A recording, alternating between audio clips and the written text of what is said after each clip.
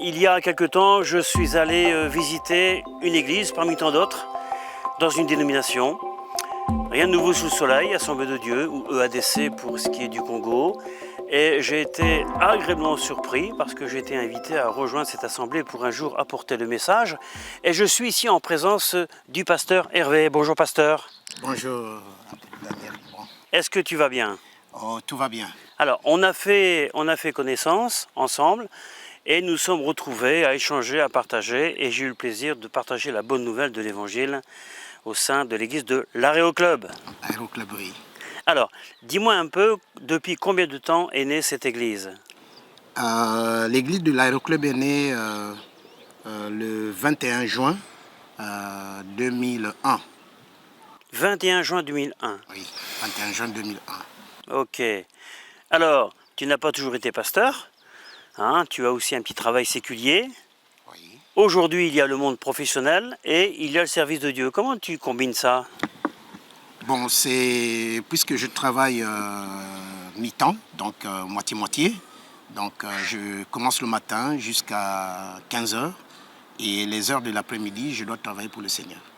Ok. Alors, le travail, c'est le travail. Comme on dit au pays, il faut remplir le ventre. Hein. Et puis le dimanche, bien sûr, peut-être un jour de semaine, tu as ce qu'on appelle ton ministère pastoral. Mais pour toi, c'est quoi une église? C'est quoi la vision de l'église aujourd'hui au Congo? Bon, la vision de l'église, je crois que ce sont des réunions qu'il faut se rencontrer dans un lieu. Et pratiquement, c'est que il y a ceux qui se réunissent dans une maison. Et parfois, c'est en location, parfois, c'est des terrains qu'on a achetés par la mission ou par la communauté. Et tel que moi, personnellement, je suis dans un terrain en location. Donc c'est la parcelle d'un membre d'un fidèle une maman. Son mari travaille à Total. Et vu la manière qu'elle avait apprécié la doctrine et le message, et puis elle nous avait donc prêté le terrain. Donc c'est 3 parcelles jumelées. Elle nous a prêté un terrain pour sa fille qui est à Londres. Donc jusqu'à présent, parce que la famille m'avait dit qu'ils ne vont pas construire maintenant. Bien sûr. Et je suis en train d'évoluer depuis 2001 et je suis dans la parcelle. Et la confiance aussi par rapport à un comportement éthique. Et on évolue, on s'est fait confiance. Voilà. Alors, qui dit pasteur dit aussi collaborateur qui travaille avec toi. Donc, comment sont venus ces collaborateurs? Ils ont été pêchés comme cela? Non. Les collaborateurs sont arrivés, c'est par rapport au nombre, disons à la durée. Donc, je les ai prêché l'évangile et ils ont reçu le baptême. Et après une bonne repentance et une bonne conversion, et parce que bonne conversion ou bonne repentance, bonne conversion, ça fait que on enseigne donc les cours des disciples jusqu'à ce que le disciple, par rapport à sa maturité spirituelle, aux enseignements, et puis puisque c'est moi qui dois gérer l'âme, alors je suis en train je dois donc, comment dirais-je, je dois donc évaluer, n'est-ce pas, le travail effectué et par rapport aussi à la vie de la personne. Tout à fait. Et je peux juger qu'il doit être apte à gérer les fonctions de diacre ou diaconesse ou peut-être gérer la responsabilité d'un ancien dans l'église. Et tout ceci forme effectivement un collégial. Oui. Vous travaillez en harmonie, en unité. Effectivement. Vous êtes une équipe, vous êtes le noyau, dirais-je. Nous sommes le noyau dirigeant parce que j'ai 2 anciens. J'avais 3. Il y a un ancien qui s'est retiré parce qu'on a ouvert une église pour lui. Après ses cours à l'Institut biblique, parce que nous envoyons aussi nos éléments à l'Institut biblique des Assemblées de Dieu. Et moi également, je suis passé par les Assemblées de Dieu après 3 ans de formation théologique diplômé. Je suis sorti de là. Et voilà comment, pour qu'on puisse me faire confiance. Et je suis pasteur donc dans l'assemblée locale. Et les anciens également, je les envoie toujours à l'Institut biblique. Et tel que pour l'ancien Dominique, il est déjà prêt à sortir. Il finit, je crois, l'an prochain. Et puis à ce moment-là, il sera titularisé. Et on a ouvert une église à Cam 4. Alors quand on dit Institut biblique, c'est pour sortir des ouvriers. Mais quel genre d'ouvriers? Ouvrier intérieur ou ouvrier dans la moisson? Bon, plus les ouvriers dans la moisson parce que on ne peut pas les garder toujours, parce qu'on forme et on envoie, parce que cette vision demeure. Et d'ailleurs, nous avions commencé à faire des implantations dans les villages. Et nous, on ne veut pas trop dans les villes parce que vraiment les églises sont en pléthore. Bien sûr. Alors que dans les villages, quand j'ai fait la première mission, donc le premier voyage, on a constaté que dans les villages, il n'y a pas des églises. Peut-être ce sont des églises, mais ce sont des églises traditionnelles. Et avec des doctrines franchement traditionnelles, où on trouve que c'est mélangé avec des fétiches, avec des marabouts et tout. Mais quand on amène la sainte doctrine, les gens réclament ça. Ils n'ont jamais écouté ce genre d'enseignements et ils n'ont jamais connu qui est réellement Jésus-Christ. Alors, vous vous sentez donc une église missionnaire localisée ou régionale ou nationale, me semble-t-il. Mais avant d'en arriver là, comment est née la mission en réalité? Bon, la mission, d'abord, c'est venu par des missionnaires. Et je parlerai des missionnaires français et américains. Et j'ai connu donc le missionnaire Gary Dickinson. Bon, à cette époque-là, j'étais son cuisinier. Et j'ai reçu l'appel donc dans sa maison. L'humilité précède la gloire. J'ai reçu l'appel dans sa maison et la vie de cet homme de Dieu missionnaire a fait que je puisse vraiment donner ma vie à Christ. Et j'ai reçu l'appel dans sa maison. Et lorsque l'appel que j'avais reçu, c'était l'appel au ministère. Et quand je le lui ai dit, bon, il avait, pas peut-être douté, mais il devait observer. Et mon pasteur aussi avait des doutes.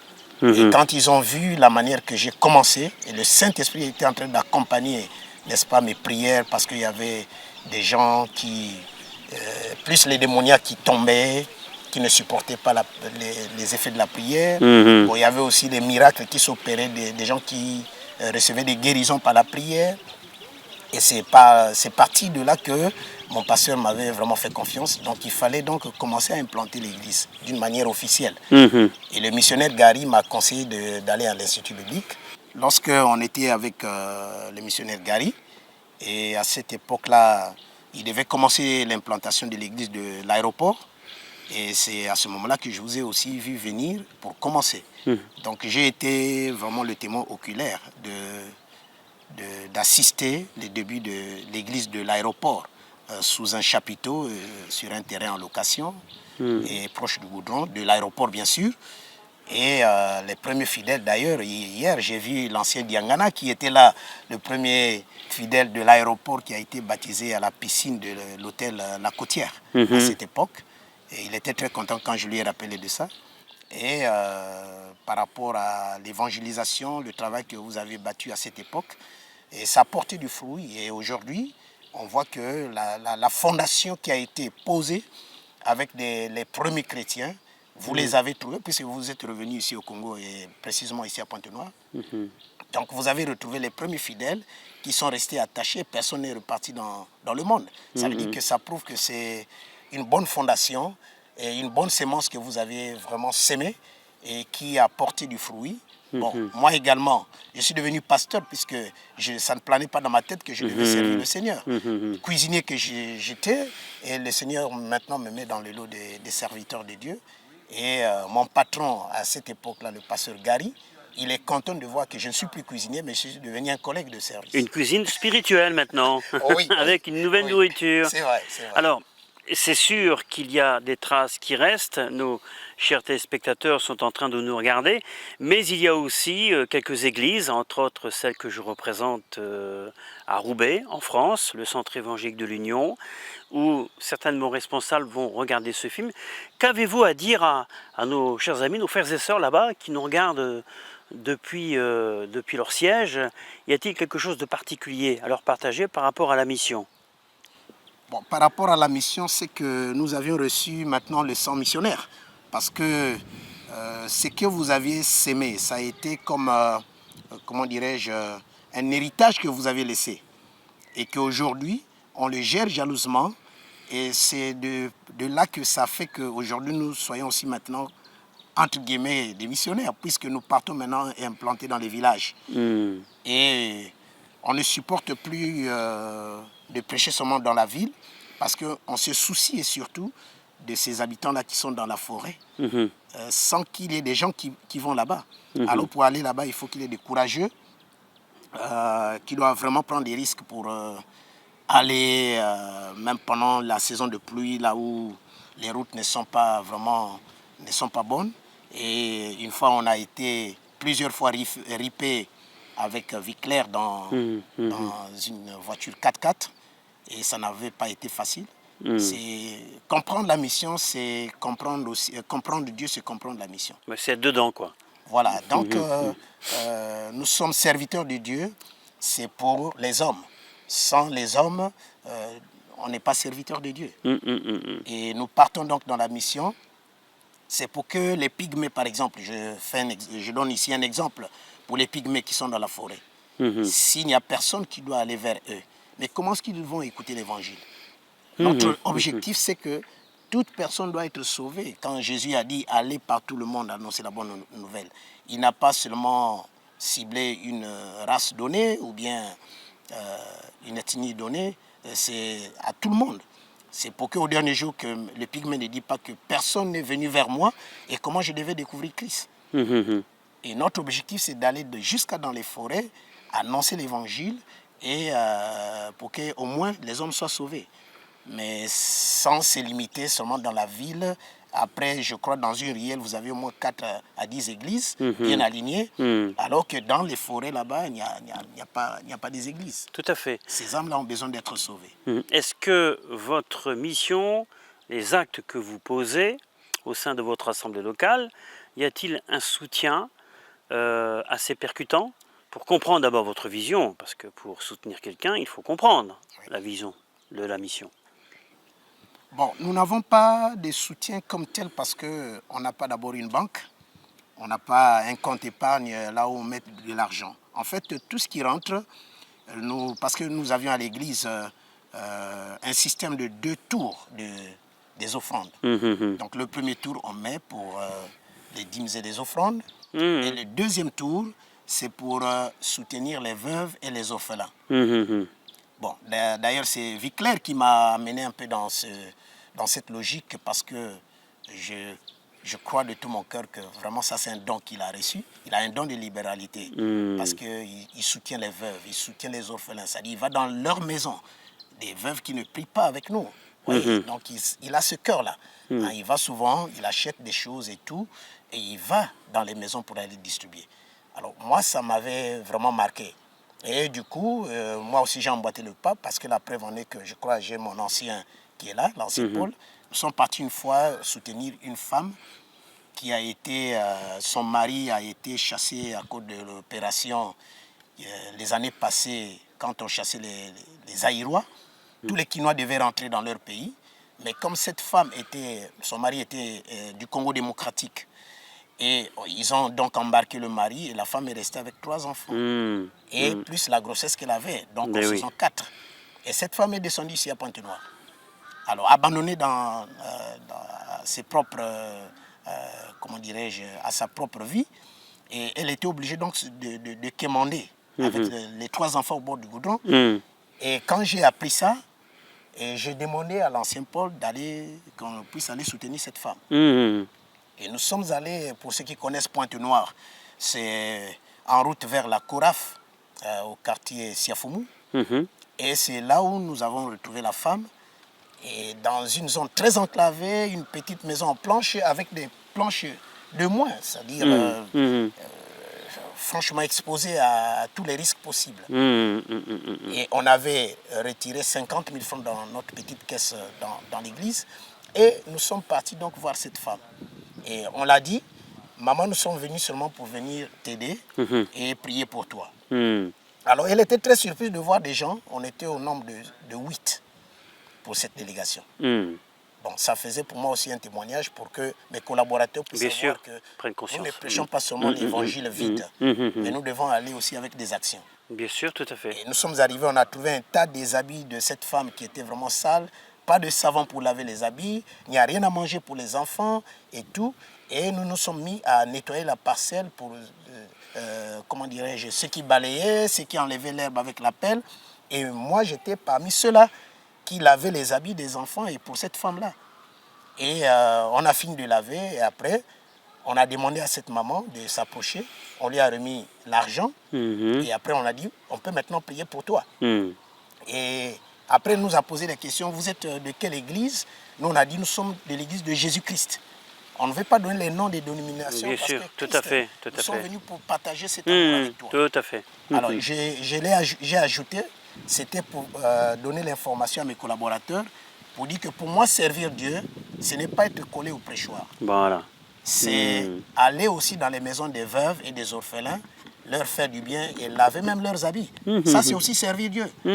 Alors, ça a choqué même mes collaborateurs, ça a choqué la femme. Elle s'est mise à pleurer de joie de voir que les gens qu'elle ne connaît pas sont venus lui laver les habits, lui apporter à manger et de l'argent. Elle était très contente. Donc, un évangile social, bien entendu, qui n'est pas indissociable de la mission, compte tenu que, bien sûr, le pays a besoin d'un soutien et aussi d'être conforté. Pasteur, un dernier mot à nos chers amis qui nous regardent avant qu'on puisse se quitter. Bon, le dernier mot, c'est que c'est possible que c'est de donner plus l'importance à la mission. Et parce que nous les faisons sans soutien. Et parce que si on pouvait avoir plus, on doit faire plus avec le Seigneur. Avec les moyens de bord que Dieu nous donne, on fait ce que Dieu permet qu'on puisse faire à la limite là où nous pouvons avec le Seigneur. Et je souhaite bien que vous puissiez peut-être encore avoir l'œil sur le Congo et surtout à Pointe-Noire parce que ce que vous avez sémé, vous avez retrouvé. Ça veut dire que si vous pouvez encore revenir, s'aimer encore plus de ce que je connais de vous, je crois que ça va plus nous aider parce qu'il y a beaucoup de villages, là où il n'y a point des églises, beaucoup de villages sont en train de souffrir. Ils sont ancrés dans la sorcellerie, dans le fétichisme et dans la criminalité et toutes sortes de vices, si bien que ce peuple-là, ils ont besoin d'écouter l'évangile. Parce qu'il y a des choses que la police ne connaît pas, mais l'Église, les serviteurs connaissent pour arrêter ce phénomène. Voilà. Donc, que nos amis de la France peuvent bien réfléchir et donner plus de l'importance à la mission, je crois que ça va aider le Congo, pas seulement le Congo, mais aussi d'autres nations, là où l'évangile n'est pas encore vraiment, Jésus n'est pas encore témoigné. Ouais, c'est ça. Merci, pasteur Hervé. Donc, vous avez certainement été sensibilisé par ce qui vient d'être dit. Il vous appartient de réfléchir, de prier surtout pour la direction de Dieu. Nous prions pour le Congo, nous prions pour ces ouvriers, pour ces générations qui montent actuellement et qui a besoin d'être encouragées, d'être conseillées, mais surtout pas d'être abandonnées. Voilà, que Dieu vous bénisse et je vous dis à bientôt.